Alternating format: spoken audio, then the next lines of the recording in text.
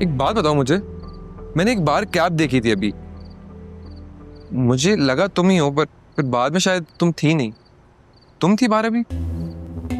हाँ, और तुम्हारा पीछा करते करते मैं यहाँ आ गई, है ना? पागल हो क्या तुम?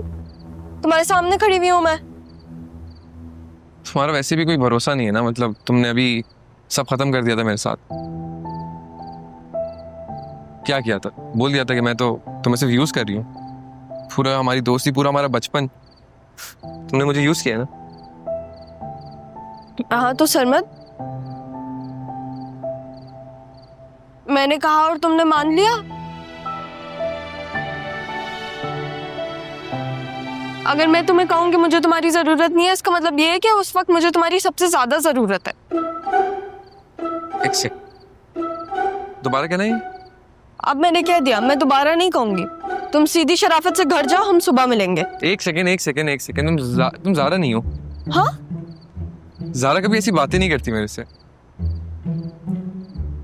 तुम पागल हो क्या? मैं तुम्हें अभी बोला है कि तुम जाओ घर, तो तुम घर क्यों नहीं जा रहे हो? और फिर यहाँ पे खड़े हो कि मुझसे आर्ग्यू कर रहे हो और रोक रहे हो मुझे।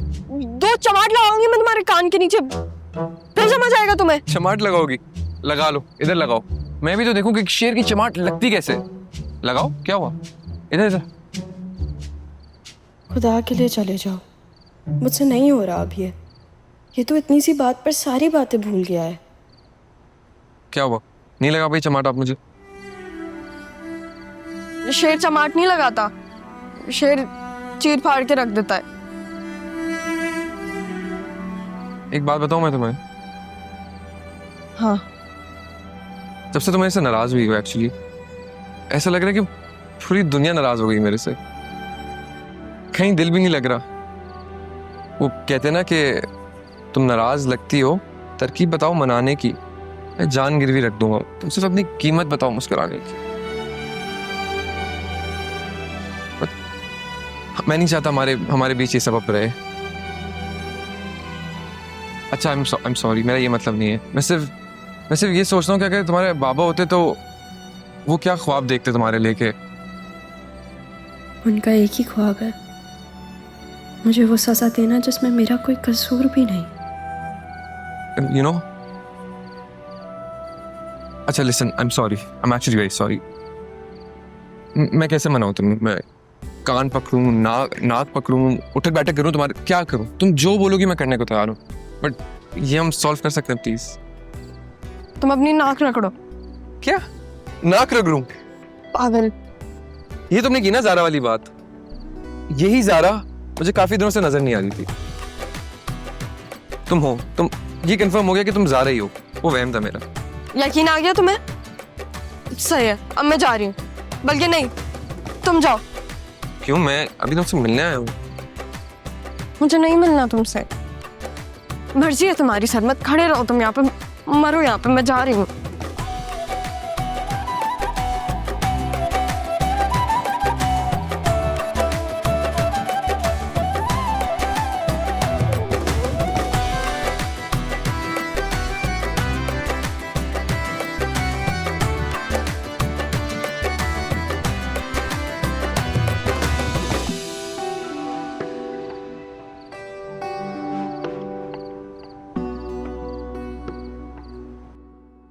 ऐसी क्या इमरजेंसी थी तुम दोनों माँ बेटियों को यूं बुला लिया?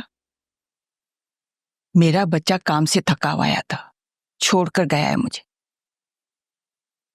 और मुझे देखो, मैं अपने घर में अपने बच्चे को अंदर नहीं बुला सकती। कोई बात नहीं नानू, अब आपके पास जवाब होगा,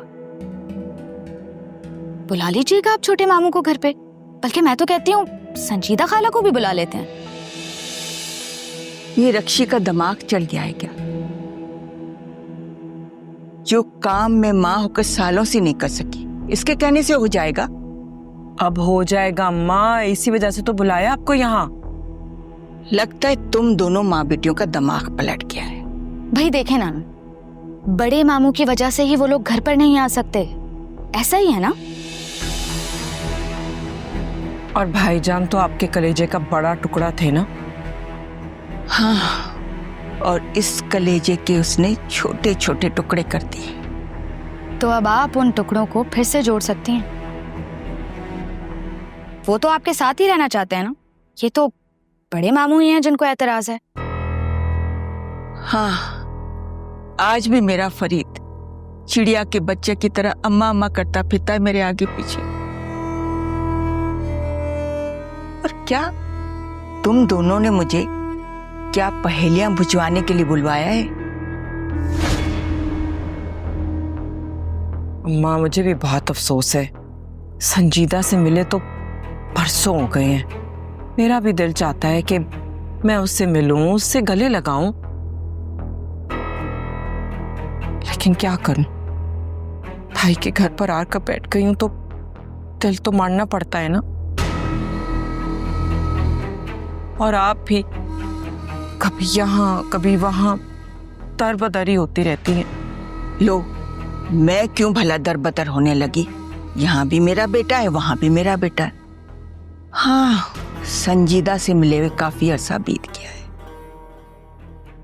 नानू, आपकी बेटी इस घर से एक दफा गई थी ना, लेकिन वापस लौट कर नहीं आई। और बड़े मामू की बेटी 2 बार घर से भागी है।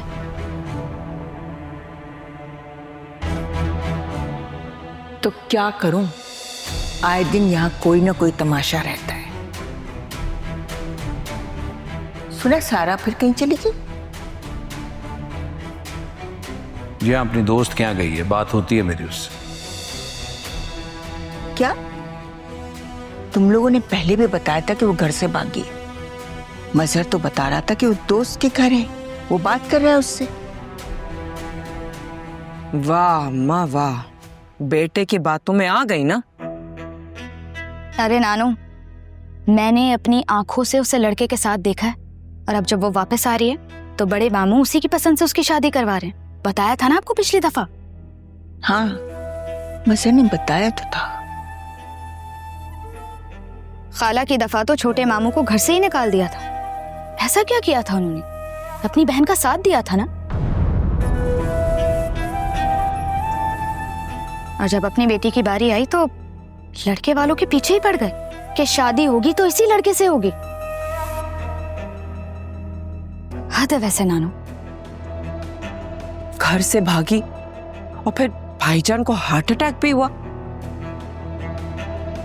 लेकिन फिर क्या हुआ? जिसके साथ वो भागी उसी के साथ शादी हो रही है। वाह भाई वाह, क्या इंसाफ है नानू। बहन की दफा के उसूल बेटी के वक्त पर भूल गए मामू। अब क्या पता अम्मा, कैसा लड़का होगा जो शादी से पहले भगा कर ले जाए। आखिरकार तलाक ही होनी है ना सारा को। और फिर सारा वापस आ जाएगी और मामू उसे कलेजे से लगा लेंगे। लेकिन अगर किसी को नहीं बुलाएंगे तो वो संजीदा खाला को।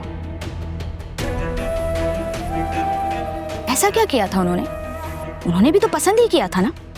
तो इस बात की सजा उन्होंने आपको क्यों दी नानू? आपको अपनी बेटी से जुदा कर दिया।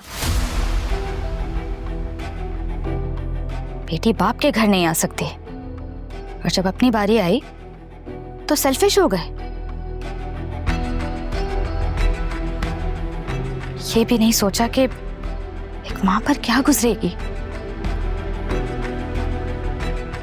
हाँ अम्मा, भाई खुद ही तो बोलते, जो घर से भागे तो जिंदगी भर घर उससे भागता है।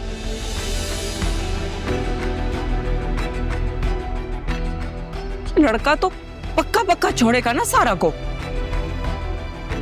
और वैसे भी संजीदा खाला का निकाह तो सबके सामने ही हुआ था ना। फरीद मामू ने खुद करवाया था। आप तो थी ना निकाह पे। चुप कर, मैं कहीं नहीं थी, फरीद था वहां।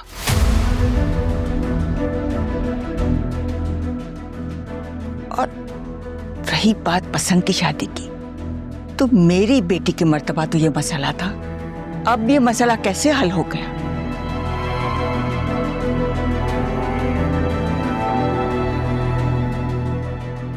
नहीं हो सकती। कैसे हो सकती है? मैं नहीं होने दूंगी।